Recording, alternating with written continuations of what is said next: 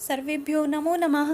नमस्कार। अगर आप प्रत्ययों को अच्छे से पढ़ते हैं लेकिन परीक्षा में आप फिर भी प्रत्यय से संबंधित प्रश्न सही नहीं कर पाते तो ये वीडियो आपके लिए है। आप इस वीडियो को पूरा देखिए और इस वीडियो को देखने के बाद आप प्रत्ययों में अंतर कर पाएंगे। शब्द को देखकर ही आप पहचान पाएंगे कि इसमें कौन सा प्रत्यय है।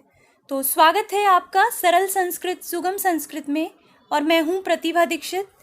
इस वीडियो में हम ऐसे प्रत्ययों के बारे में बात करने वाले हैं जिनमें शब्द के अंत में या शेष रहता है। तो ऐसे प्रत्ययों को हम कैसे पहचानें कि ये जो शब्द है, ये बना हुआ शब्द किस प्रत्यय से बना हुआ है, इसके बारे में आज हम बात करेंगे। ऐसे 5 प्रत्यय हैं जिनमें शब्द के अंत में या शेष रहता है। कौन कौन से 5 प्रत्यय हैं? यत, ण्यत, क्यप, ल्यप और शय प्रत्यय। इन 5 प्रत्ययों में जैसे यत में त की संज्ञा होकर यह शेष रहता है, ण्यत में त और ण की संज्ञा होकर यह शेष रहता है, क्यप में प और क की संज्ञा होकर यह शेष रहता है, ऐसे ही ल्यप में ल और प की संज्ञा होकर यह शेष रहता है और ऐसे ही शय में। तो इन 5 प्रत्ययों से बने हुए शब्द किस तरह से पहचाने, तो उसके बारे में हम बात करेंगे ट्रिक्स के माध्यम से कि कैसे देखते ही हम पहचान जाएं।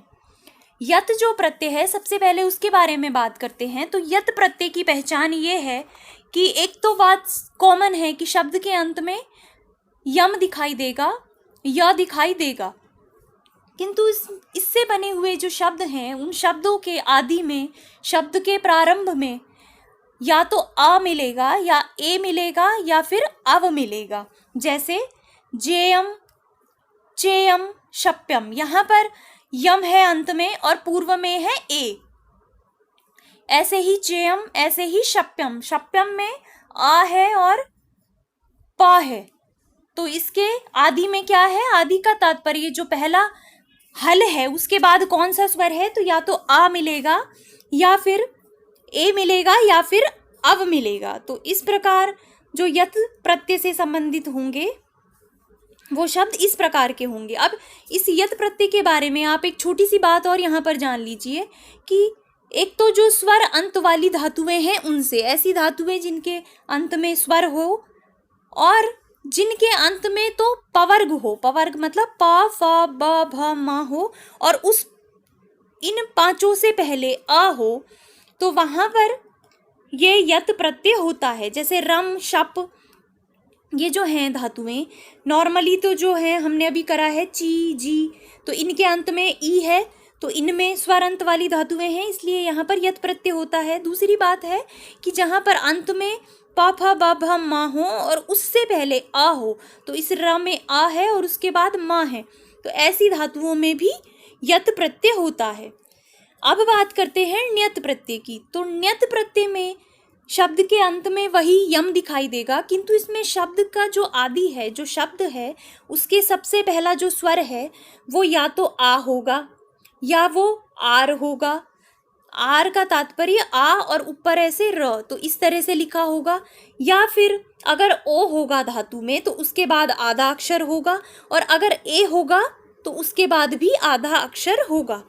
तो इस तरह के जो शब्द होते हैं उनमें ण्यत प्रत्यय होता है। जैसे उदाहरण से देखते हैं पाठ्यम, कार्यम। पाठ्यम में शब्द के आदि में है प, पा, आ है। इसी प्रकार कार्यम में आर है। धार्यम, कोप्यम, यहाँ पे ओ के बाद आधा प है। और ऐसे ही लेख्यम, तो यहाँ पर ए के बाद आधा अक्षर है। तो जहाँ पर भी शब्द के आदि में आ, आर, ओ और आधा अक्षर और ए और आधा अक्षर हो, वहाँ पर ण्यत प्रत्यय होता है।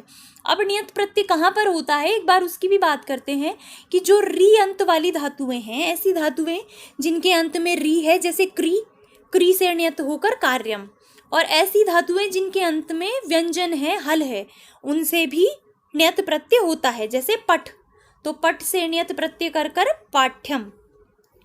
तीसरा प्रत्यय है क्यप प्रत्यय। तो क्यप प्रत्यय के बारे में आपको पहली बात तो ये है कि यहाँ पर ट्रिक्स याद करने से अच्छा है कि आप वो धातुएं ही याद कर लें जहाँ पर क्यप प्रत्यय होता है। लघु सिद्धांत कौमुदी में ऐसी 7 धातुएं बताई गई हैं जहां से प्रश्न आता है। तो वो 7 धातुएं कौन कौन सी हैं? ई, एती है वस्तुतः ये, किंतु जब इसका रूप बनाते हैं तो ये ई हो जाता है। तो आप याद रखिए ई, स्तु, शाश, व्री, द्रि, जुष और मृज। इन 7 धातुओं में क्यप प्रत्यय आपको दिखाई देगा।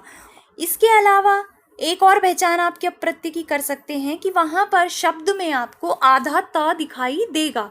तो जहाँ पर भी शब्द में आधा त दिखाई दे और अंत में य दिखाई दे, वहाँ पर क्यप प्रत्यय होता है। और इसमें जो धातु है उस धातु में कोई बदलाव नहीं होता। जैसे द्रि धातु से अगर क्यप प्रत्यय लगाएंगे तो बस त बीच में आएगा और द्रि का द्रि ही रहेगा, यहाँ पर पद बनेगा द्वितीय। इस प्रकार इसके उदाहरण देखते हैं।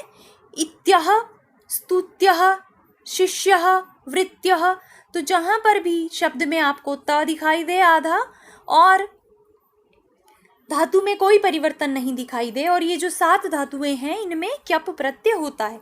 अब जो ये मृज है, इस मृज में 2 प्रत्यय हो सकते हैं, या तो ण्यत हो सकता है और या मृज हो सकता है। और यहाँ से भी प्रश्न सीधा सीधा पूछा जाता है।